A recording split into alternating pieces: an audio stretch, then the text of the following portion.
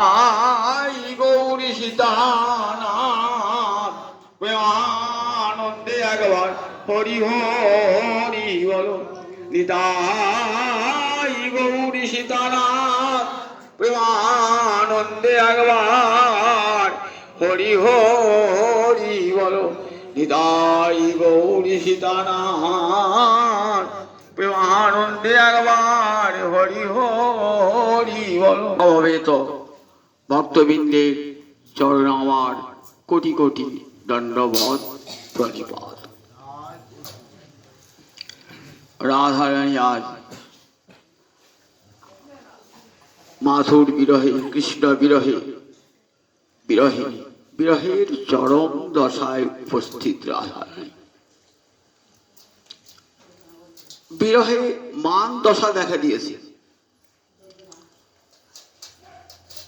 মোহন ভাববতী রাধারানীর প্রেমের সমুদ্রে অসংখ্য তরঙ্গ। এই তরঙ্গগুলিকে রসশাস্ত্রে বলা হয়েছে সঞ্চারী ভাব বা ব্যভিচারী ভাব। ব্যভিচারী শব্দটির অর্থ বিশেষেণ আভিমুখ্যেন চরন্তি স্থায়ীনং প্রতি। স্থায়ী ভাব যে কৃষ্ণ রতি, কৃষ্ণ প্রেম, কৃষ্ণ ভালোবাসা, তার দিকে বিশেষ রূপে যে ভাবগুলো সঞ্চারিত হয় তাদেরকে বলে ব্যভিচারী ভাব, অপর নাম সঞ্চারী ভাব। এটি রসশাস্ত্রের একটি পরিভাষা। আমরা এমনি কথাতে লৌকিক ব্যবহারে ব্যভিচারী কথাটা খুব খারাপ অর্থে ব্যবহার করি, তো কিন্তু রসশাস্ত্রে কতগুলো পরিভাষা আছে। ব্যভিচারী ভাব মানে বিশেষেণ আভিমুখ্যেন চরন্তি স্থায়ীনং প্রতি। বিশেষ রূপে অভিমুখে যাচ্ছেন কার? স্থায়ী ভাবের। স্থায়ী ভাব নিয়ে কৃষ্ণ প্রীতি, কৃষ্ণ ভালোবাসা, এটি রাধারানীর অন্তরের স্থায়ী ভাব।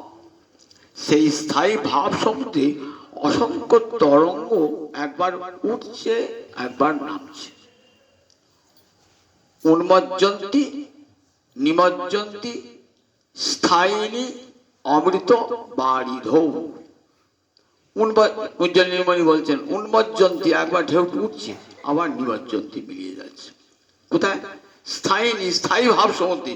স্থায়িনী প্রেম বারিধৌ, প্রেম বারিধি অর্থাৎ প্রেম সমুদ্র। রাধারানী যে হৃদয়ের প্রেম সমুদ্র, সেই প্রেম সমুদ্রের তরঙ্গগুলো একবার উঠছে আর একবার নামছে। সমুদ্রের তীরে দাঁড়িয়ে কি দেখেন? তরঙ্গটা একবার উঁচু হয়ে উঠল, আবার সেই তরঙ্গটা মিলিয়ে গেল। এই রাধারানীর প্রেম সমুদ্রে বিরহের একটা প্রবল একটা তরঙ্গ দেখা যাচ্ছে। তরঙ্গেতে কতগুলো সঞ্চারী ভাব দেখা দিয়েছে। এই যে শ্লোকটি আজ শোনাবো আপনাদের, এই শ্লোকটিতে নির্বেদ ভাব। নির্বেদ মানে ঔদাসীন্য। আর কৃষ্ণের সঙ্গে আমি কোনো সম্পর্ক রাখতে চাই না। আর কোনো সম্পর্ক, আগের শ্লোকে বলেছেন যেন ভ্রমরটা রাধারানীর চরণে পড়েছেন, হে দেবী, মানুষ মাত্রই ভুল করে থাকে, দোষ করে থাকে, তা সেগুলো তো ক্ষমা করা মহতের ধর্ম, ক্ষমা করা দেবতার ধর্ম। আমার প্রভু যদি ভুলই করে থাকে ক্ষমা করবেন না? তখন রাধারানী কি বলেছেন? দেখ, তার সঙ্গে আর কোনো মতেই সন্ধি স্থাপন সম্ভব নয়। কিন্তু সন্দেহ তসমিন, তার সঙ্গে আর কোন প্রকার সন্ধি স্থাপন সম্ভব নয়। কতবার তিনি আমাদিকে কাঁদিয়েছেন, আবার পরে এসে যখন কত মিষ্ট বাক্য বলেছেন, তখন আমাদের মন ভুলে গেছে, আবার কৃষ্ণের সঙ্গে ভালোবাসা স্থাপন করেছি। কিন্তু দেখলাম বারবার আমাদের সঙ্গে এইভাবে চাটুকারিতা করেছে। সুতরাং কৃষ্ণের সঙ্গে আর কোন প্রকার আমাদের সম্পর্ক সম্ভব নয়। দেখছেন ভ্রমরটা গুনগুন গুনগুন করছে। কি গুণগান করছিস রে প্রভুর? কি গুণগান করছিস? তো প্রভুর গুণগান করছিস? তা দেখ, প্রভুর গুণগান, প্রভুর কত দোষের কথা আমরা জানি, শুনবি? প্রভুর, তুই তো গুণগান করছিস প্রভুর, প্রভুর দোষের কথা শুনবি? এই বলে আগেকার অবতারদের কথা বলছে। মৃগয়ুরিব কপীন্দ্রং বিপতি অলুপ্ত ধর্ম স্ত্রিয়ং অকৃত বিরূপং স্ত্রীজিত কাম জানাং বলিমপি বলিমত্বা বেষ্টধ্যাঙ্কবজ্জ স্তদলম অসিত সক্ষই দুস্তজস্তৎ কথা। তুই তোর প্রভুর গুণের কথা বলছিস, দোষের কথা জানিস না, আর দোষের কথা বললেও তুই শুনবি না। শোন, তোকে ভালো করে বলছি, শোন, তোর প্রভুর দোষের কথাগুলো শোন। আমাদেরকে তার গুণ গাইতে আসবি না, আমরা তার দোষের কথা অনেক জানি। কি দোষ? মৃগয়ুরিব কপীন্দ্রং বিপদে অলুপ্ত ধর্ম।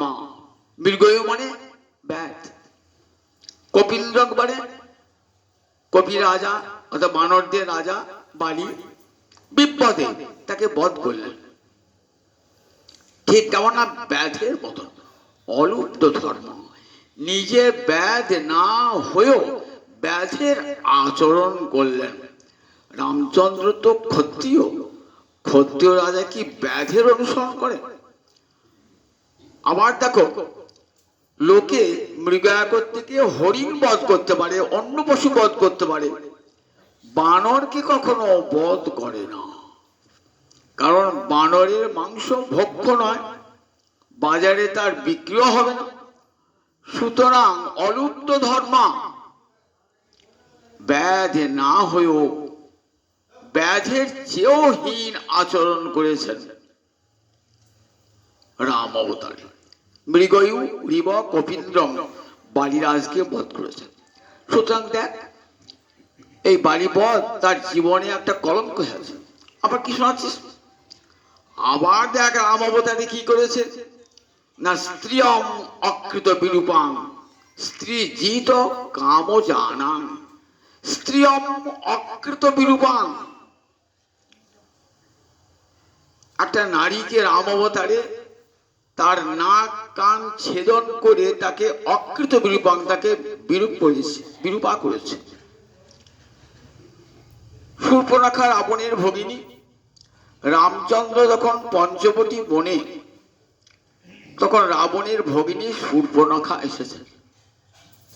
রামচন্দ্রের নবদুর্বাদর স্বাম রামচন্দ্রকে দর্শন করে ভালো লেগেছে, বলছে তুমি আমাকে বিয়ে করবে? রামচন্দ্র বলছে দেখো আমার সঙ্গে পত্নী আছে, দ্বিতীয়বার বিয়ে আমি তো করবো না। তা যাও, আমার ভাই লক্ষণ মজা করে বলছে, আমার ভাই লক্ষণে তো বিয়ে হয় না, যে লক্ষণ যদি বিয়ে করে। লক্ষণের কাছে গিয়েছেন, লক্ষণ বলছে এত স্পর্ধা, নাক আর কানটা ছেদন করেছেন শূর্পণখা। রাধারানী বলছেন আচ্ছা কি দোষ ছিল শূর্পণখার? শূর্পণখার কোনো দোষ ছিল? সে তো নারী জাতি, রূপবান পুরুষকে দেখলেই যে কোনো নারী জাতি তাকে প্রতিরূপে পেতে চায়, এতে তার দোষটা কোথায়? কোনো বরের তার কনেকে পছন্দ হতে না পারে, তাহলে কনেকে বিরূপা করবার অধিকার বরের আছে নাকি? কনেকে বিরূপা করা, তার নাক কান কেটে দেওয়ার অধিকার আছে নাকি? তার নাক কান কেটে দিল। আবার যদি জানতাম যে রামচন্দ্র তপস্বী, ব্রহ্মচারী, সন্ন্যাসী, তাহলে একটা কথা ছিল। স্ত্রীজিত রামচন্দ্র স্ত্রৈণ পুরুষ। কে বলছে দেখুন, স্বয়ং রাধারানী বলছেন, স্বয়ং রাধারানী বলছেন যে তো স্ত্রৈণ পুরুষ। কিরকম? সঙ্গে নিয়ে এসেছেন নিজের স্ত্রীকে। তপস্বী যদি ব্রহ্মচারী হতেন তাহলে সঙ্গে স্ত্রীকে আনতেন কি? নিজের স্ত্রীকে নিয়ে এসছেন। আবার স্ত্রী তাই না, তিনি স্ত্রী বশীভূত। বললেন সোনার হরিণ চাই, সীতাদেবী বললেন সোনার হরিণটা আমার চাই। বলেন দেখো গো, সোনার হরিণ নয় ওটা, হরিণ কখনো সোনার হয় না, ওটা মায়ামৃগ। কিন্তু সীতাদেবী কিছুতেই শুনলেন না, আমাকে সোনার হরিণ আমাকে এনে দিতে হবে। তাহলে দেখো, বউয়ের কথায় ওঠে আর বসে যে লোকটা, সেই লোকটা স্ত্রীজিত স্ত্রৈণ, সে আবার একটা অপর নারী জাতির নাসাকর্ণ ছেদন করে দিয়েছে। স্ত্রীজিত কাম জানান, কামাতুরা যে সুর্পণখা, সেই সুর্পণখার নাসাকর্ণ ছেদন করলো। কত বড় দেখ, তুই গুণের কথা বলছিস, দেখ তার দোষের কথা দেখ। আবার দেখ বামন অবতারে ব্রাহ্মণের ছেলে গেল। ব্রাহ্মণের ছেলের কত গুণ থাকে বল দেখি একবার। তাদের সম দম ত্যাগ তিতিক্ষা এইসব গুণগুলো থাকে ব্রাহ্মণের ছেলে। গেল পেটে পেটে কুবুদ্ধি নিয়ে গেছে, কি করবে না, বলিকে ছলনা করবে, তাই পেটে কুবুদ্ধি নিয়ে গেছে। ছোট ছেলে মায়ের পেট থেকে বেরিয়ে উপনয়ন, সেই উপনয়ন অবস্থাতে কাঁধে থলে নিয়ে বামন সেজে খড়ম পরে খুরখুর করে যাচ্ছে। কোথায়? বলির যজ্ঞেতে। এক হাত মানুষ যাচ্ছে বলির যজ্ঞেতে। ছাতাটি হাতে নিয়ে যাচ্ছে, মনে ছাতা যাচ্ছে বোধহয়, সব মানুষ তো নয়, ছাতাই যাচ্ছে বোধহয়। এক হাত মানুষ বলির যজ্ঞে চলেছেন। বলির যজ্ঞে গিয়ে বলি কত, দেখো বলি কত ভালো, সে অসুর হোক, সে ব্রাহ্মণকে ভক্তি করতো। সে ব্রাহ্মণের চরণ ধুয়ে দিল। ব্রাহ্মণের চরণ ধুয়ে দিয়ে বললেন, কি চান ব্রাহ্মণ, বলুন আপনি, যা চাইবেন তাই দেবো। আমার কাছে যে ভিক্ষা করে, যে ভিক্ষা পায়, তাকে আর কারো কাছে ভিক্ষা করতে হয় না। কি নেবেন বলুন। ছলনা করে ছোট ছোট পা দেখিয়ে বললে, আমি ওই 3 পা ভূমি চাই। বলি গুরুর বাক্যে বলে লঙ্ঘন করলো। লঙ্ঘন করে 3 পা দিতে পারে নাই বলে তাকে কি করলো, একবারে নিয়ে গেল মাটির নিচে, রসাতলে নিয়ে গেল, নিচে নিচেতে স্বর্গ থেকে ফেলে দিল নিচে। কিরকম জানিস? বলিমপি বলিমত্ত্বা বেষ্টধ্যাঙ্ক, বলিম অপি বলিমত্ত্বা, বলি মানে উপহার। বলছে বলি দেওয়া উপহার গ্রহণ করে বেষ্টধ্যাঙ্কবৎ, কাকের মতন তাকে বেষ্টন করলো, তাকে অধক্ষিপত অর্থাৎ নিচে ফেলে দিল। কিরকম? আপনার বাড়ির উঠোনে ধান মেলা আছে তো, আপনি কাকেরা এসে খাচ্ছে, আপনি তাড়া মারতে গেলেন, ও বাবা, কাকটা উঠে এসে আপনার মাথাতেই ঠোকর মারতে লাগলো। আপনারই ধান খাচ্ছি, আবার আপনার মাথায় ঠোকর মারছে। তাই বলি ধাঙ্কবধ, কাক যেমন যার খাচ্ছে তার মাথায় ঠোকরাচ্ছে, বলির কাছে উপহার নিয়ে বলি কি আবার পাতালে পাঠিয়ে দিল। দেখ তুই গুণের কথা বলছি, এটা কত দোষের কথা দেখালাম, দেখ আরো কত অবদান হয়। তাই স্তদলম অসিত সক্ষ, ওই কালো রঙের মানুষ মাত্রই খুব বধ হয়, জানিস তো। ওই কালো রঙের মানুষ সঙ্গে আর আমার কোনো মিল হবে না। তদলম অসিত সক্ষই, কালোটা বলতে পারছেন না, কালো বলি তো কালা মনে পড়ে যাবে। কি বলছেন? অসিত, অসিত মানে শীত মানে সাদা, দংশিত অসিত মানে সাদা, আর অদংশিত অসিত মানে কালো। তারপরে অলম অসিত সক্ষই, ওই অসিত বর্ণের ওই কালো বর্ণের মানুষের সঙ্গে আর আমার মিল হবে না। অলম অসিত সক্ষ, কি প্রয়োজন রে, জানিস তো? ওই কালো রংটাই বড় খারাপ জিনিস, জানিস তো। ওর মনটাও কালো হয়ে গিয়েছে। দেখ রাম অবতারে, বামন অবতারে, আবার এই কৃষ্ণ অবতারে ওই কালো কৃষ্ণ বর্ণ ধারণ করেছে। তাই দেখ ওই ওই কালোর সঙ্গে আরো হবে না। এগুলি যে রাধারানী বললেন, তো এগুলি দেখুন সব কিন্তু কৃষ্ণের গুণ হয়ে গেল। একে কি বলে? একটা অলঙ্কার শাস্ত্রে একটা অলঙ্কার আছে, তার নাম ব্যাজস্তুতি অলঙ্কার। ব্যাজস্তুতি অলঙ্কার মানে নিন্দাচ্ছলে প্রশংসা। একদিকে নিন্দা, আর নিন্দাটাই প্রশংসা হয়ে গেছে। সেই কবিরা গোস্বামী পাদ বলছে না, প্রিয়া যদি মান করি করে ভসন, বেদস্তুতি হইতে তাহা হরে মোর মন। প্রিয়া যদি মান করি, রাধারী ভস্র করে যে বাক্যটা বলে, সেটাই সরস্বতী কি করে দেন না, তার প্রশংসা বাক্যে পরিণত করে দেন। ভারতচন্দ্র রায় গুণা করে সে অন্নদা মঙ্গল কাব্য আছে না, অনেকে যারা পড়েছেন তো, ভারতচন্দ্র রায় গুণা করে অন্নদা মঙ্গল কাব্য, সেখানে হরি হরির গৃহ থেকে ভবানন্দ মজুমদারের গৃহে যাচ্ছেন মা দুর্গা, অন্নদা যাচ্ছেন, তার নৌকো মাঝে একটা নদী পার হতে, মাঝি বলছে দেখো গো, এই তুমি মেয়ে মানুষ একলা এসেছো, আমি তোমাকে পার টার করবো না, তুমি সে পরিচয়টা হচ্ছে ভালো করে দাও, নাহলে আমি বিপদে পড়ে যাবো, তো বিপদে পড়ে যাবো, তুমি পরিচয় দাও। তখন অন্নদা কেমন করে পরিচয়টা দিচ্ছে দেখুন, একদিকে নিন্দা, একদিকে প্রশংসা। বলছে দেখো, আমি তো স্বামীর নাম করতে পারি না, জানো ভারতবর্ষে মেয়েরা স্বামীর নাম করে না, তার বিশেষণে সবই শেষ। আমি বলছি তোমাকে বিশেষণে তারা বুঝিয়ে দিচ্ছি, নারী কখনো স্বামীর নাম বলতে পারে না। তাই অতি বড় বৃত্তপতি, সিদ্ধিতে নিপুণ, কোন গুণ নাই তার, কপালে আগুন। শিবের পরিচয় দিচ্ছে কত, আমার স্বামী খুব বুড়ো, অতি বড় বৃদ্ধপতি, সিদ্ধিতে নিপুণ, সিদ্ধি খেতে গাঁজা খেতে ভালোবাসে, কোন গুণ নাই তার কোনো গুণই নাই, আর কপালে আগুন হোক, কপাল ফুরুক তার। ভাবছে আর স্বামীর সঙ্গে ঝগড়া করেছে তো, এই স্বামীকে গাড়ি দিচ্ছে বোঝা, সেই জন্য ভাই চলে যাচ্ছে না।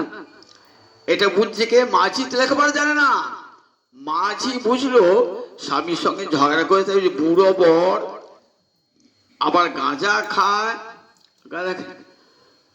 তার দেখো সেই স্বামীর সঙ্গে আবার গঙ্গা নামে সতা, তার তরঙ্গ এমনই, আবার একটা সতীন আছে বুঝছো, তার এমন তরঙ্গ না, স্বামী তাতেই নাচছে।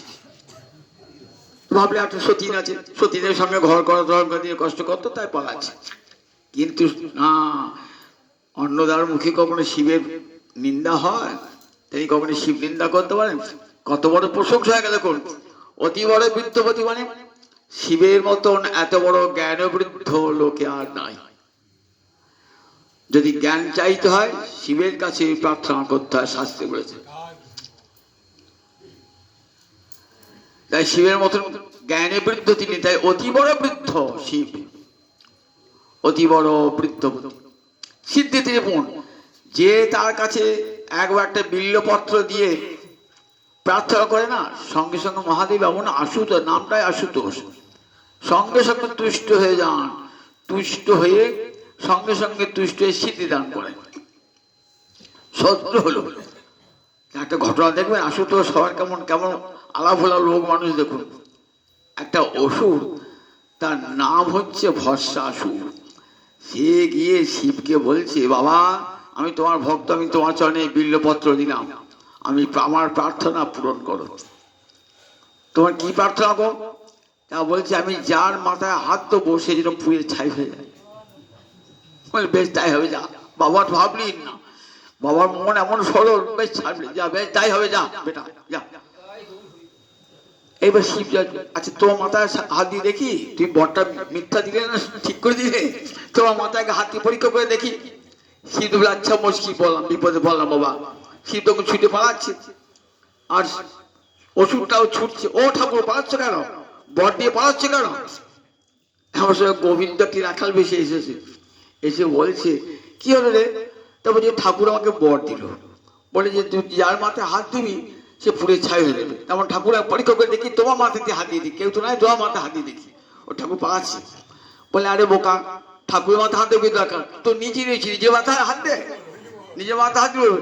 হ্যাঁ ঠিক বলেছেন, যে নিজের মাথায় হাত দিই সঙ্গে সঙ্গে ছাই হয়ে গেল। মহাদেব দেখো এরকম বর দিও না কাউকে, যাকে তাকে এমন বর দিও না। কি বল, সিদ্ধি বললি সিদ্ধি দান হবে। আশুতোষ তো আর কি বিল্লপত্র দিলি তুষ্ট হয়ে যান, সিদ্ধি দান করেন। অতি বড় বৃদ্ধপতি, সিদ্ধি দিব। কোন গুণ নাই, মানে সত্য রজ তম তিনটে গুণ, কোন গুণ শিবকে স্পর্শ করতে পারে না। গুণহীন মহিষ গড়া ভরণ, আমাদের শিবের স্তোত্রে আছে না, গুণহীন কোন গুণ, অর্থাৎ কোন গুণ সত্য রজতম তিনটে গুণ শিবকে স্পর্শ করতে পারে না। তাই প্রশংসা হয়ে গেল। দেখুন গঙ্গা তার মাথায় উঠেছে, গোবিন্দ চরণ ধৌত জল তিনি মাথায় রেখে দিয়েছেন, এগুলি তো শিবের প্রশংসা হয়ে গেল। গুণ নিন্দা নয়, প্রশংসাকে শাস্ত্রে বলে ব্যজস্তুতি অলঙ্কার। কাব্যে এই অলঙ্কারগুলো, অলঙ্কার, ছন্দ, এইগুলি সব কাব্যের শোভা বর্ধন করে। কাব্যং গ্রাহ্যং অলঙ্কারাৎ। কাব্যকে জানবে, গ্রহণযোগ্য কখন হবে? যখন তাতে অলঙ্কার থাকবে। অনুপ্রাস অলঙ্কার, বাজস্তুতি অলঙ্কার, যমক অলঙ্কার, যা সাহিত্য পরিচিত তারা জানে এগুলো সব অলঙ্কারগুলো আছে। একটা কাব্য যখন বিচার করতে হয় না, তার আঙ্গিক বিচার করতে হয়, তার রস, তার ভিতর আন্তর সম্পদ বিচার করতে হয়, তখন ছন্দ অলঙ্কার এগুলো সব লাগে তার আঙ্গিক বিচারে। আর যখন ভাববস্তু বিচার করবে তখন রসটা রস কতখানি রস বৈচিত্র্য আছে এগুলো দেখা হয়। দেখেন ভাগবত একটা সুন্দর কাব্য, তো ধ্বনি কাব্য, সর্বোত্তম কাব্য। সেই জন্য কাব্যের বিচার এখানে কেমন সুন্দর সুখদেব অলঙ্কারটি দিয়েছেন, বাজস্তুত অলঙ্কার। রাধানী নিন্দা করছেন, কিন্তু নিন্দাটা কৃষ্ণের প্রশংসা হয়ে আছে। প্রথমে কি বলেন? মৃগয়ুরিব গোবিন্দ্রং বিপদে অলুপ্ত ধর্মা। তোর প্রভুর গুণের কথা বলছিস? বানর বা রাজ বালিকে বধ করলো অকারণে, অকারণে নয়, ভালো করে জেনে রাখুন। বালিকে রামচন্দ্র অকারণে বধ করেন নাই। বালি বধ তার জীবনে একটা বড় গুণ। রামচন্দ্রকে কি বলা হয় বলুন দেখি? মর্যাদা পুরুষোত্তম, মর্যাদা পুরুষোত্তম। কৃষ্ণকে কি বলে? লীলা পুরুষোত্তম। গৌরহরিকে কি বলে? প্রেম পুরুষোত্তম। এই তিনটি মনে রেখে দেবেন। রামচন্দ্র হলেন মর্যাদা পুরুষোত্তম, অর্থাৎ সব সময় রাজধর্মের মর্যাদা রক্ষা করে চলেছেন। রাজা হয়েছেন তো রাজধর্মের মর্যাদা সব সময় রক্ষা করে চলেছেন। তাহলে এটা তার গুণ হলো না দোষ হলো? বালিকে বধ করলেন কখন? রামচন্দ্র লক্ষ্মণ যখন সীতার অন্বেষণে বার হয়ে ঋষ্যমুখ পর্বতে এসে উপস্থিত হয়েছেন। ঋষ্যমুখ পর্বত, সেখানে দুই ভাই রয়েছেন। বর্ষাকাল এসে গেছে, এখন লঙ্কায় যুদ্ধযাত্রা সম্ভব নয়। বর্ষাটা চলে গেলে যুদ্ধ আরম্ভ হবে, তার যুদ্ধের প্রস্তুতি হচ্ছে। এদিকে সুগ্রীব, বালি এক ভাই ছিল সুগ্রীব। বালি কোথাকার রাজা ছিল? কিষ্কিন্ধা, এখন যাকে কর্ণাটক বলে, ব্যাঙ্গালোর বলে, কিষ্কিন্ধা ছিল। কিষ্কিন্ধা এটি ছিল বালির রাজ্য, ছিল কিষ্কিন্ধা। সেখানে নিজের ভাই সুগ্রীবকে মেরে তাড়িয়ে দিয়েছে। মেরে তাড়িয়ে দিয়েছে। সুগ্রীব এসেছে কোথায়? বালি রাজার ভয় যদি মেরে দেয়, ভয়ে এসে ঋষ্যমুখ পর্বতে লুকিয়েছে। সুগ্রীবের সঙ্গে কিন্তু হনুমানও আছে। ভাবছেন রাম লক্ষ্মণকে দেখে তারপর সন্দেহ হয়েছে যে এর আবার বালির লোকরা তো আমাকে মারবে না তো। হনুমান তুমি জেনে এসে দেখি। হনুমান গিয়ে ভালো করে জেনে শুনে জেনেলেন, বললেন যে না, এরা রাবণের বিরুদ্ধে যুদ্ধ করতে চায়। রাবণ সীতাকে অপহরণ করেছিল, সীতার বিরুদ্ধে, রাবণের বিরুদ্ধে যুদ্ধ করতে চায়। তো ঠিক আছে। হনুমান বললেন, দেখো সুগ্রীব, যদি এনার সাহায্য নাও না, তাহলে তুমি তোমার রাজ্য পুনরুদ্ধার করতে পারবে, দাদাকে হারিয়ে তুমি সিংহাসনে বসতে পারবে। বলে ঠিক আছে, তুমি দৌত্যগিরি করো। দুধগিরি করলেন হনুমান, এবং সুগ্রীবের সঙ্গে রামচন্দ্রের মিতালি স্থাপন করে দিলেন। এইবার যথাসময়ে রামচন্দ্র সুগ্রীবের সেনাবাহিনী নিয়ে বালিকে আক্রমণ করল। বালির সঙ্গে ভয়ঙ্কর যুদ্ধ। কিন্তু বালির বর ছিল, সম্মুখ যুদ্ধে বালিকে কেউ বধ করতে পারবে না। সামনাসামনি যুদ্ধে বালিকে কেউ বধ করতে পারবে না। ভয়ঙ্কর যুদ্ধ হচ্ছে তো, কিছুতেই রামচন্দ্র বালিকে বধ করতে পারছেন না। তখন রামচন্দ্র একটা ছলের আশ্রয় নিয়েছিলেন। আবার সুগ্রীব বলছেন, দাদাকে মেরো না, কারণ দেখো তুমি তো ভগবান, আমি তোমার কৃপা পেয়েছি, দাদার জন্য, দাদা যদি শত্রু না হতো তোমার কৃপা পেতাম না, তো মেরো না। ঠিক আছে, মানবো না। ভয়ঙ্কর যুদ্ধ হচ্ছে সুগ্রীবের সঙ্গে। আমার সময় সুগ্রীব পেয়ে উঠছে না, বলছেন প্রভু তুমি হত্যা করো, নইলে আমি দাদার কাছ থেকে বাঁচতে পারবো না। কি করে মারবো? বালি আর সুগ্রীব দেখতে একরকমই। আমি বাণ নিক্ষেপ করতে গিয়ে যদি তোমার গায়ে বাণ নিক্ষেপ হয়ে যায়, আমি তো ভক্ত নিক্ষেপ করতে ভক্তকে হত্যা করতে পারবো না। শোনো, এই আমার গলার মালাটা আমি তোমার গলায় পরিয়ে দিচ্ছি, সুগ্রীবের গলায় পরিয়ে দিলে তুই মালা পরিযুক্ত করবে, তাহলে বুঝতে পারবো তুমি সুগ্রীব।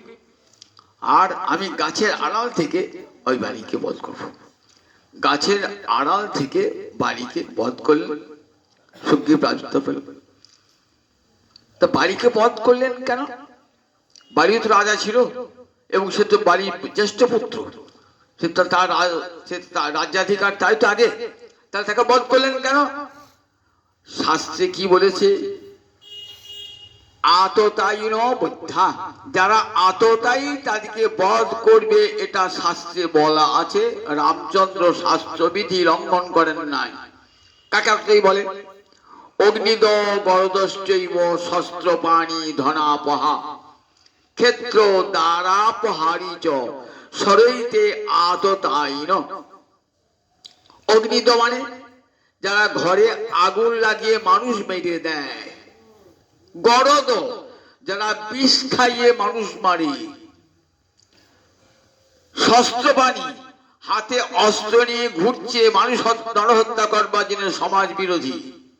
ধনাপহ অপরের ধন সম্পদ যারা চুরি ডাকাতি করে হরণ করে নেয়। ক্ষেত্র অপরের জমি ভূমি যারা বাড়ি চুরি করে নেয়। আর দ্বারা মানে পত্নী, যারা অপরের পত্নী অপহরণ করে তারা আততায়ী, তারা বধযোগ্য। তাদেরকে বধ করলে শাস্ত্রে পাপ হয় না। তাহলে বাড়ি কি করেছিল? এই ছটার মধ্যে বাড়ি আর ঠিক এই ছটির মধ্যে বাড়ি পড়ে যায়। বাড়ি কি করেছিল? বাড়ির যে ভ্রাতৃবধূ সুগ্রীবের পত্নী, তার নাম রুমা, এই রুমাকে অপহরণ করে তাড়িয়ে দিয়েছিল বাড়ি সুগ্রীবকে বাড়ি থেকে। কত বড় অপরাধ করেছিল! জ্যেষ্ঠ ভ্রাতা হয়ে কনিষ্ঠ ভ্রাতার বধূকে অপহরণ করে কনিষ্ঠ ভ্রাতাকে বাড়ি থেকে তাড়িয়ে দিয়েছিল। তাই সে আততায়ী, তাকে বধ করে রাজধর্ম রক্ষা করা রামচন্দ্রের ধর্ম। সুতরাং এটা রামচন্দ্র দোষ রাখি, রামচন্দ্রের পরম গুণ। যদি রামচন্দ্র না করতেন তাহলে রামচন্দ্রের দোষ হতো।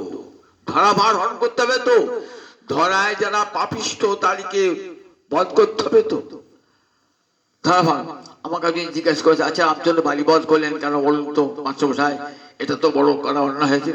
আপনি রামায়ণটা ভালো করে পড়েছেন তো? হ্যাঁ, আমার রামায়ণ পড়া আছে। আর দেখুন রামচন্দ্র বালিকে কেন বধ করেছিল? অকারণে করেন নয়। রামচন্দ্র মর্যাদা পুরুষোত্তম, রাজধর্মের মর্যাদা রক্ষা করেছেন। ভালো করে বাল্মীকি রামায়ণটা পড়বেন, দেখবেন এখানে বালি কত বড় অপরাধ করেছে। নিজের ভ্রাতৃবধূ রুমাকে সে অপহরণ করেছে, এটি শাস্ত্র বিরুদ্ধ কাজ। তাকে আততায়ী বলা হয়েছে এবং আততায়ীকে বধ করলে কোনো ক্ষতি পাপ হয় না। বলে তোমার জানা ছিল না? অত ভালো করে রামায়ণটা পড়ুন, আদ্যপান্ত পড়ুন, তবে তো জানতে পারেন। মাঝখান থেকে কথা বলে প্রশ্ন করলেন, তার কি উত্তর দেব? তা দেখুন, সত্যি বাড়িবধটা রামচন্দ্রের প্রশংসার কাজ। যে বাড়িবধ না করতেন ধরাভার হরণ হতো না। তা স্ত্রীয়ম, আচ্ছা স্ত্রীয়ম অকৃত বিরূপং, বেশ বাড়িবধটা নয় রামচন্দ্রের মেনে নিলাম গুণ, কিন্তু স্ত্রীয়ম অকৃত বিরূপং সৃজিত কাম জানান। আচ্ছা সুর্পনখা কি দোষ করেছিল? রামচন্দ্র কি তপস্বী, যে তপস্বীর কাছে গিয়েছিল আমাকে বিয়ে করো বলে? ব্রহ্মচারী, তাই জানতাম। রামচন্দ্র তার নয়, তিনি স্ত্রীজিত, তিনি স্ত্রৈণ পুরুষ। তিনি গিয়েছেন, বনে গিয়েছেন, সঙ্গে স্ত্রীকে নিয়ে গিয়েছেন।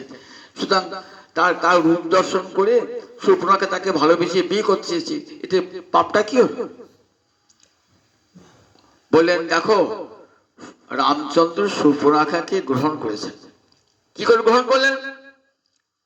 ওই যে নাক কানটা কেটে রাখলেন না, ওটি দিয়ে জানিয়ে রাখলেন যে এই জন্মে আমি তোমাকে গ্রহণ করতে পারবো না। আমি যখন কৃষ্ণরূপে অবতীর্ণ হব, বহু বড় রূপে, তখন তোমাকে পত্নী রূপে গ্রহণ করব।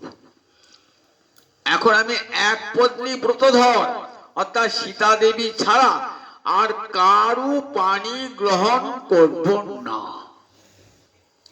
কারু পানি গ্রহণ করব না। যেমন কৃষ্ণ গোপী ছাড়া কারু পানি গ্রহণ করেন না, গোপী ছাড়া। গোপী তো ব্রাহ্মণ পত্নী যখন গেলেন, গোবিন্দ গ্রহণ করলেন, বললেন না তোমার বাড়ি ফিরে যাও, তোমাদের স্বামীরা যজ্ঞে পূর্ণাহুতি দেবে, সেখানে যজ্ঞে পূর্ণাহুতি দাও না। দেবী বা ব্রাহ্মণের স্ত্রী না করে অঙ্গীকার, কৃষ্ণ গোপজাতি গোপী প্রেয়সী তাহার ব্রাহ্মণ দেবী বা ব্রাহ্মণী পত্নী না করেন অঙ্গীকার। ঠিক রামচন্দ্র এক পত্নী সীতা দেবী পানি গ্রহণ করেছেন, আর করবেন না। কৃষ্ণ অবতারে তার পানি গ্রহণ করবেন। তার লক্ষণ নাক কান ছেড়ে কেটে দিল কেন? তা বলে দেখো, ঠাকুরকে যখন ভোগ নিবেদন করা হয়, তার নিবেদন হাতে দেরি আছে, সব রসিগুলা পারসগুলো তৈরি হয় না। তখন কি করতে হয়? বলে সংসার দেখবেন বাড়িতে এরকম ভোগ নামিয়ে, ঠাকুর সামনে ভোগ নামিয়ে তাকে তুলসী দাও, তুলসী দাও। কেন তুলসী বলে? অন্য দেবতা যাতে দৃষ্টি দিতে না পারে। যে তুলসী পড়ে গেল সবাই জানে এটা আমাদের জন্য নয়, এটা গোবিন্দের জন্য। তুলসী একমাত্র গোবিন্দের প্রসাদে তুলসী দেওয়া হয়, আর কোন দেওয়া হয়? পৃথিবীতে আর কোন দেব দেবীর প্রসাদে তুলসী দেওয়া হয়? গোবিন্দ ছাড়া আর কারো প্রসাদে তুলসী দেওয়া হয় না। এনে বৈষ্ণবের আগে দেখেন তুলসী দিয়েছ কিনা, তবে সেই প্রসাদ গ্রহণ করব, তবে জানবো সেই প্রসাদ গোবিন্দ গ্রহণ করেছেন। তাই তুলসী দেওয়া হয়। তুলসী আর অন্য করে দেবতা দৃষ্টি দান করবেন না, সেই আগে নিয়ম হয়েছে তুলসী দিয়ে। পুরোহিত কেটে দেখে পুরোহিত দেয় তো, সেবক যে দেবে তো। তা রামচন্দ্রের সেবক কি? লক্ষণ সেবক রয়েছে তো। লক্ষণপুর রাম দেবতার পুরোহিত যে কি করলেন? নাসাকর্ণ ছেদন করে তুলসী দিয়ে রাখলেন, যে এটি কৃষ্ণভোগ্য হয়ে থাকলো, কৃষ্ণভোগ্য হয়ে থাকলো। এই জন্মে তাকে গ্রহণ করলেন না, এই অবতারে কৃষ্ণ অবতারে তাকে গ্রহণ করবেন। কৃষ্ণ অবতারকে গ্রহণ করেছিলেন। দেখুন রামচন্দ্র ভক্ত বাঞ্ছা কল্পতরু, ভক্ত যা প্রার্থনা করে সেই প্রার্থনাই পূর্ণ করেন। তাই সুর্পনখার বাঞ্ছা তিনি পূর্ণ করবেন। কৃষ্ণ অবতারী এই সুর্পনখা কুব্জা হয়ে আবির্ভূতা হয়েছেন, কুব্জা হয়ে। যখন কৃষ্ণ মথুরায় প্রবেশ করছেন, তখন কুব্জা হয়ে কি করছেন? কংস বলেছিলেন আমার নগরী যারা ঢুকবে না, যজ্ঞ ক্ষেত্রে যারা আসবে না, তাদেরকে সবাই চন্দনের টিপ পরিয়ে বরণ করে দিবে। এই আমরা এসেছেন চন্দন টিপ দিয়ে সব বরণ করে দেখেছেন, চন্দন টিপ দিয়ে। এটি নিয়ম আমাদের ভারতীয় রীতি, যে কোনো সভা সমিতিতে, বিশেষ করে ধর্মীয় সভা সমিতি কেউ গেলে পারে চন্দনের টিপ দিয়ে তাকে বরণ, আসন আসন করে বরণ করে নেওয়া হলো। তাই বরণটা করবে কে? কুব্জা করবে। এই তো একটা কাজ থাকলো, যারা নগরে প্রবেশ করবে না সবাইকে চন্দনের টিপ পরিয়ে দিবে। কৃষ্ণ বলরাম যাচ্ছেন তো অক্রুর রথ টানছে, চিনতে পেরেছেন গোবিন্দ অন্তর্যামী তো, চিনতে পারবেন না? ওই তো সেই সুর্পনখা কুব্জ হয়েছে। রসিকতা বলছেন আমাদের দুই ভাইকে পড়াবে না, চল টিপ দেবে না, নেমে এসো। কি করে দেবো? আমি তো কুবজি, উপরে উঠে পারবো? রথে চলে আছো। কৃষ্ণ বলরাম নেমে এলেন, বলরামকে দাদা, বলরামকে আগে চন্দনের টিপ পরিয়ে দিলেন। এইবার কৃষ্ণকে দিতে যাবেন। কৃষ্ণকে যখন দিতে যাবেন না, তখন কৃষ্ণ নিজের চরণ দিয়ে কুব্জার দুটি চরণ চেপে ধরলেন, আর চিমুকটি টেনে ধরলেন। সঙ্গে সঙ্গে কুব্জা অপূর্ব রমণী হয়ে গেলেন। অপূর্ব, সে তো কুব্জা নয়, অপূর্ব সুন্দরী রমণী। বলে তুমি আমার গৃহে চলো। বললে এখন নয়, কংস বধের পর আমি তোমার গৃহে যাব। কংস বধের পর তার গৃহে গিয়েছিলেন, তার বাঞ্ছা পূর্ণ করেছিলেন। বলছেন তোমাকে আমি ছাড়বো না। বলেন ঠিক আছে, আমি তোমার কাছে চিরদিন থাকবো। তুমি একবার চক্ষু মুদ্রিত করো। চক্ষু মুদ্রিত করলেন, মদন মোহন মূর্তিতে দাঁড়িয়ে গেলেন। মদন মোহন বলে এই মূর্তির সেবা করো। কুব্জা সেই মদন মোহন মূর্তির সেবা করো। এখনো সেই মদন মোহন রয়েছেন। কোথায় আছে বললো কিনি? করৌলিতে মদন মোহন। ওই মদন মোহন কুব্জার সেবিত বিগ্রহ। পরে এটি মদন মোহন কোথায় ছিল দেখুন, সনাতন গোস্বামী পাদ এই মদন মোহনকে নিয়ে আসেন কোথায়, মথুরার চৌবের দামোদর চৌবের পত্নীর কাছ থেকে নিয়ে আসেন এই মদন মোহনকে। আজও বৃন্দাবনে যে মদন মোহনের মন্দির রয়েছে না, সর্বাপেক্ষা প্রাচীন মন্দির, সেখানে একটা মদন মোহন আছে, কিন্তু আসল মদন মোহনটি চলে গেছেন ওখানে। এই মদন মোহন কুব্জার সেবিত বিগ্রহ। তাহলে দেখুন, কুব্জাকে ভগবান যে নাসাকর্ণ ছেদন করলেন, এটা কি তার দোষ নাকি? এটাও তার বড় গুণ, এটাও তার দোষ নয়, তার বড় গুণ এটা। কুব্জাকে ভক্ত বাঞ্ছা কল্পতরু ভগবান, শুধু তাই নয়, ধারাভার হরণ করতে হবে, তো তাই রাবণকে বধ করতে হবে। রাবণকে বধ করার জন্য এই রাবণের মন সুপ্রখাকে আগে নাসাকর্ণ ছেদন করে নিমন্ত্রণের চিঠি পাঠালেন, রাবণ এসো, তোমার সঙ্গে যুদ্ধ হবে আমার। তাহলে এটা তার বড় গুণ।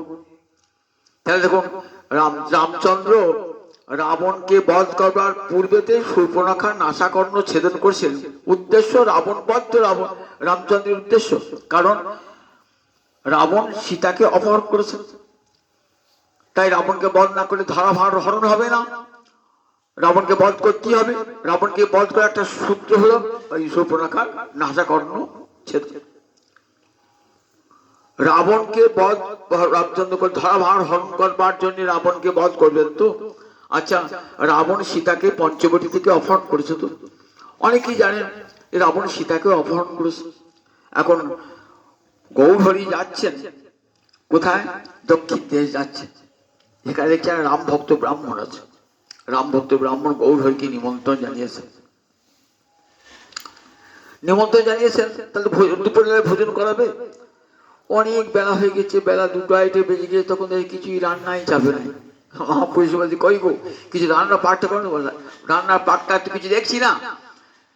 তা বলছে, আমার প্রভু তো বনবাসী, লক্ষণ গিয়েছে ফলমূল নিয়ে আসুক, তবে তো রান্না বাটি হবে। দেখলেন কত বড় ভক্ত, মনে মনে ভাবছেন এখনো পর্যন্ত লক্ষণ আমার গিয়েছে, লক্ষণ বন থেকে কাষ্ঠ সংগ্রহ করে আনবেন, জ্বালানি আনবেন, সেখানে ফলমূল আনবেন, তবে তো পাক হবে। অনেক পর মহাপ্রভুকে ভোজন করে খাওয়ালেন, খাইয়ে বললেন, নিজে খেলেন না, তুমি খেলে না কেন? তা বললেন, চোখ দিয়ে জল বার হচ্ছে। তাহা যে মহালক্ষ্মী সীতা ঠাকুরানী, রাবণ তার অঙ্গ স্পর্শ করলো, এ আমি আর সহ্য করতে পারি, সে আমি সেই জন্যে আমি জল মাত্র স্পর্শ করি না। যেদিন থেকে শুনেছি যে রামচন্দ্র পত্নী পরমালক্ষ্মী স্বয়ং লক্ষ্মী, তাকে রাবণ ছুঁলো, রাবণ ছুঁতে পারলো, রাবণ তাকে অপহরণ করে নিয়ে গেল, আমি সেইটা জল স্পর্শ করি না। বললে, শোনো, রাবণের ক্ষমতা নাই চুরি করতে, দূরে কথা, তার অঙ্গ সীতার অঙ্গ স্পর্শ করার। সীতা চিন্ময়ী, আর রাবণ তাকে কখনো স্পর্শ করতে পারে না। চিদানন্দময়ী লক্ষ্মী দেবীকে কখনো রাবণ স্পর্শ করতে পারে? রাবণ যাকে নিয়ে গেছিল ছায়া সীতা বা মায়া সীতা, আসল সীতাকে রাবণ অপহরণ করেন নাই। তবু মনে জানার কিন্তু তাহলে যদি শাস্ত্রে দেখতে পেতাম, তাহলে খুব মনে সন্দেহ যেত। যাই হোক, মহাপুর বলে ভোজন করালেন। মহাপুর তারপর গেলেন কোথায়, সেতুবন্ধ রামেশ্বর, সেখানে গেছিলেন পূর্বপুরার পাঠ হচ্ছে, সেখানে ঠিক ওই কথাটি বলছে যে রাবণ যখন এলেন সীতা দেবীকে হরণ করতে, তখন সীতা দেবী অগ্নির আশ্রয় গ্রহণ করলেন। অগ্নি কি করলেন, সীতাকে আপন আলোয় নিয়ে গেলেন, পরিবর্তে একটি নকল সীতা দিয়ে গেলেন। রাবণ সেই নকল সীতাকে অপহরণ করেছিলেন। কখন বোঝা গেল, রাবণ বধের পর যখন অগ্নি পরীক্ষা, তখন অগ্নিদেব স্বয়ং নিজে কোলে করে এসে দিয়ে গেলেন রাবণকে, রামচন্দ্রের হাতে সীতা দেবীকে, আর আসল নকল সীতাটি পুড়ে ছাই হয়ে গেল।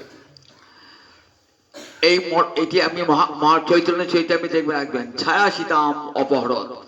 ছায়া সীতাকে অপহরণ বা মায়া সীতাকে অপহরণ করেছে রাবণ।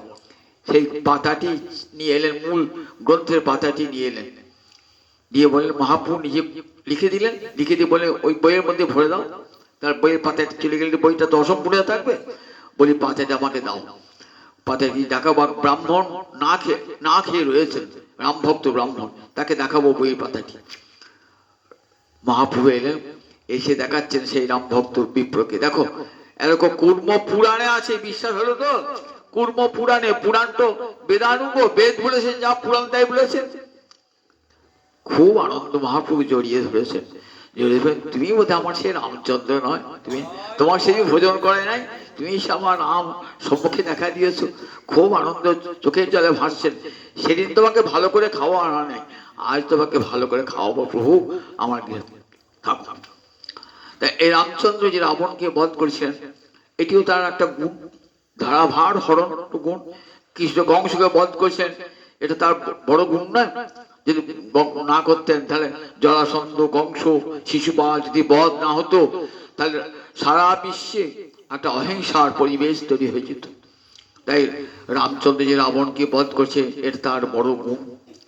তাই বলি, আবার বলিবপি বলিমত্বাবিষ্টাঙ্ক বজ্র, এরপর বলছেন দেখো, বলিরাজের উপহার গ্রহণ করে বলিকে কাকের মতন বলিকে অধক্ষিপদ রসাতলে পাঠালো, এটা তার দোষ নয়? বলে এটাও তার দোষ নয়। ব্রাহ্মণের ছেলে হয়ে এত বড় একটা পাপের কাজটা করলো? বলে না না, এটা তার বড় গুণের কাজ। কারণ সর্বস্ব আত্মনিবেদনে বলি, নটা ভক্তির মধ্যে নটা, এক একটা ভক্তি অঙ্গ অর্জন নয়?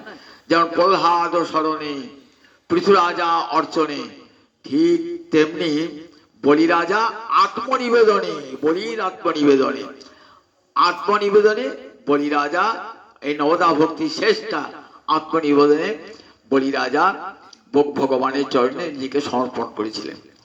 ওই যে গেলেন বলি, কেন বলিকে ছলসী বিক্রমণে বলি অদ্ভুত বামন পদনখ নীর জনিত জন পাবন কেশবধীত বামন রূপ জয় জগদীশ হরে।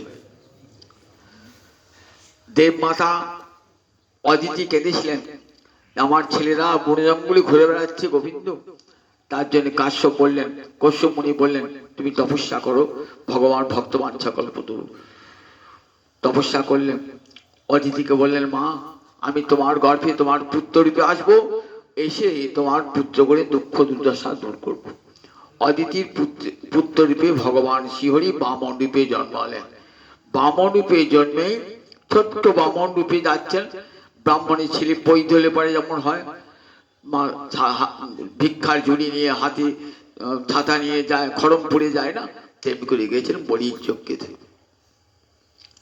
বলি দানং দেহি, আমাকে দান দাও। বলে দান তো দেবো, কি দান চাও বলো? কি দান? একটা দ্বীপের সার্বভৌমত্ব দান করবো, রাজত্ব দান করবো। বললেন না না, সে আমার চাই না। দেখো কি নেবে তুমি বলো? স্বর্গমত্ত পাতালের এখানে আমার সম্পদ, এরপর তুমি যা নেবে তাই দেবো, তাই দেবো। বলে আমি তো ওসব চাই না, আমি চাই কি, এই আমার পা দেখছো না, আমার পায়ের পরিমাণে 3 পা পেলে হবে। পদানি ত্রিনি মম সম্মিতানি, বলি তো হোক হয়েছিল। একে তুমি ছোটখাটো মানুষ, আর পাগুলিতে আরো ছোট, আর ওই 3 পা ভূমি নিয়ে তোমার কি হবে? বলে সর্বাসম্পদ সন্তুষ্ট মানসম, বলে সর্বসম্পদ তারই হয় যার মনটা সন্তুষ্ট। আমার 3 পা ভূমি পেলে হবে। ভালো করে দেখো, চিন্তা করে দেখো, ছোট ছেলে তো বুঝতে পারছো না, 3 পা ভূমি নিয়ে কি হবে? আমার কাছে যে একবার প্রার্থিত বস্তু পায় আর কার কাছে চাইতে হয় না, তুমি আমার কাছে বলো যা চাইবে তাই দেবো। বলে না না, টাকা করি ধন দৌলত সম্পদ যা চাইবে তাই দেবো। বলে না না, ওই 3 পা ভূমি পেলেই হবে। ঠিক তো? গুরুদেব এসছেন, শুক্রাচার্য অসুরের গুরু, বলছে বলি দান দিতে যেও না। কে দান দিতে এসে জানো? স্বয়ং লক্ষ্মীপতি নারায়ণ আজ দান দিতে এসে তোমার কাছে ভিক্ষা করতে এসেছেন। তুমি দান দিতে পারবে না? তুমি বলো আমি দান দিতে পারবো না। বললেন না, দান যখন দেবো বলেছি দেবো, আমি সত্যভ্রষ্ট হব না, সত্যভ্রষ্ট হব না। গুরু বাক্য লঙ্ঘন করবে? বলে প্রভু তাই যেতে হয় তাই হবে, আমি যে কখনো সত্যভ্রষ্ট হব না। গুরু বাক্য লঙ্ঘন করতে পারি কিন্তু সত্যভ্রষ্ট হব না। এত বড় স্পর্ধা, তুমি শ্রীভ্রষ্ট হবে। আমি তো অভিশাপ দিলাম। গুরুর অভিশাপ মাথায় নিয়ে বলিদান দেবেন। এক পায়ে গোটা একেবারে স্বর্গ, আর এক পায়ে পাতাল, মর্ত পাতা এক পায়ে, আর নাভিদেশ থেকে একটা পা আবার হয়েছে। আর তো বলি রাজ্য নাই, স্বর্গমর্ত পাতাল তিন জুড়ে নিয়েছেন তো ভগবান, আর তো বলি রাজত্ব নাই। বলি বলো এই পাটা কোথায় রাখবো বলো, তুমি তিন পা ভূমি দেবো বললো, দাও। তুমি নাকি সত্যসন্ধ। বললেন প্রভু আমি সত্যভ্রষ্ট হব না। প্রভু তুমি বলো তুমি সত্যভ্রষ্ট হও নাই? তুমি যখন আমার তিন পা ভূমি চাইলে অত বড় পা দেখিয়েছিলে, তখন তো এইটুকু পা দেখিয়েছিলে। যদি ওইরকম পা দেখাতে তাহলে কি বলতাম যে তোমাকে ভূমি দান করবো? তাহলে সত্যভ্রষ্ট আমি হব না প্রভু, সত্যভ্রষ্ট হব না। আমি তোমাকে তিন পা ভূমি দেবো, তিন পা ভূমি তোমাকে দেবো। বলি চিন্তা করছে কি দেওয়া যায়, কি দেওয়া যায়। তিন পা মনে মনে ভাবছেন যে আমার মাথাটা তো সবচেয়ে বড়, যে গোবিন্দের চরণ একবার বড় স্থান মাথাটা, এই মাথা দিয়ে বুদ্ধি খাটিয়ে আমি সম্পদ করেছি, তো মাথাটা বুদ্ধির স্থান, এই স্থানটি তো মনে মনে ভাবছেন। বলির পত্নী বৃন্দাবলী এসেছেন, এসে বলছেন রাজা এখন নারায়ণের কাছে মাথাটা উঁচু করে, রাজ অহংকারে মাথাটা উঁচু করে আছো, মাথাটা নামাতে পারছো না। বলি তখন বলছেন দাঁড়াও আমি চিন্তা তো করছি। তখন বলি কি করলেন, আমি মাথা পেতে দিলাম হে হে, তোমার চরণে শিরে ধরিব বলে আমি মাথা পেতে দিলাম হে, দাও তোমার এই অভয় চরণ আমার মাথায় দাও। বলির চরণে, বলির মস্তকে নিজ চরণ দিয়ে তাকে নাক পাশে বেঁধে নিয়ে কোথায় নিয়ে গেলেন? সুতরে। বললেন এই যে বলি যে আত্মদান করলেন, ভগবানও আত্মদান করলেন বলিকে। বললেন দেখো বলি আমি তোমার দ্বারের প্রহরী হয়ে রইলাম, যখনই কেউ আমাকে খুঁজতে আসবে এই তোমার দ্বারে এলেই আমাকে দেখতে পাবে। যখনই তুমি বিপদ আপন্ন হবে তখন আমাকে স্মরণ করবে, দেখবে আমি অস্ত্র হাতে দাঁড়িয়ে আছি তোমার দুয়ারে।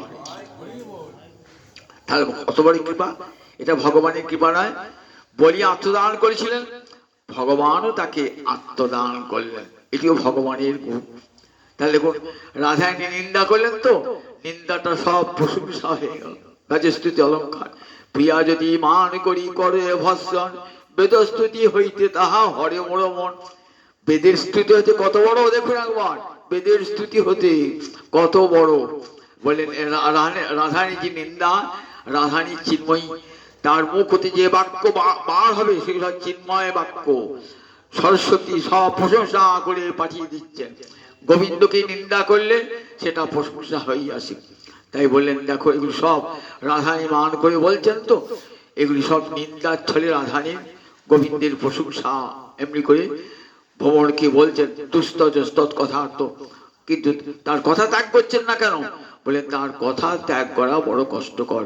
এটি আবার পরের দিন শোনাবো। আর 8টা বেজে গেছে, তো দুস্তত কথা, ভগবান শ্রীহরির কথা বারবার করে যাচ্ছে। বলে দেখো সব ত্যাগ করতে পারি, তার কথাকে ত্যাগ করতে পারি, তার কথাই আমাদেরকে বাঁচিয়ে রেখেছে। জয় নিতাই, জয় নিতাই, জয় নিতাই।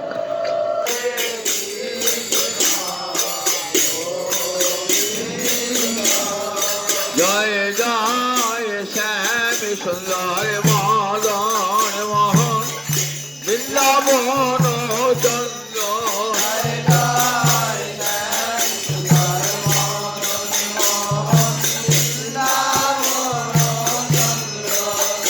জয় রাধা রমণ রাধি বিহারী শ্রী গোকুলানন্দ।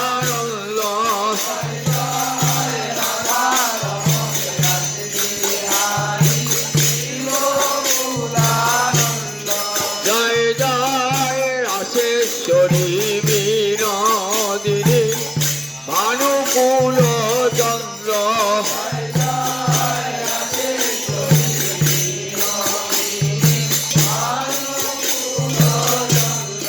জয় জয় ললিতা